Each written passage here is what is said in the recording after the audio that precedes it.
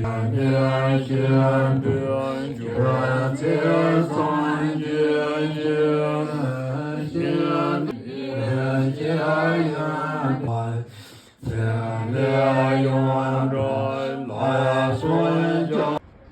ปข้างล่างจะไปเห็นบ้านคนเนาะได้ดำสระข้างล่างข้างเทิงจะเป็นแบกรถกันบ้านโกดอันนี้เป็นบ้านคนเนาะนี่อยู่ภูเขาที่สูงที่สุดแล้วทางเทิงส่วนใหญ่ก็จะสร้างบ้านสร้างเรือนอยู่ทั้งภูเขาอันนี้เป็นเส้นทางเนาะนี่อยากเห็นอยู่ในจอนี่เนาะก็จะยังเกิดไปสร้างได้นี่คือความใหญ่ความสูงของภูเขา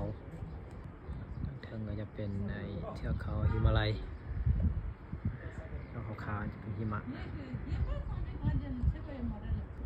ฝั่งนี้ก็จะเป็น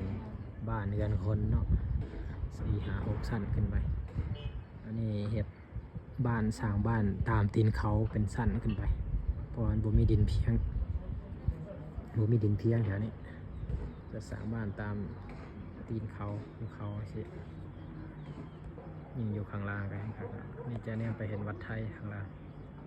ทุ่งสีเหลืองพัดปิ้วไปมาบ้านคนเรือนคนสวยให้เบิ่ง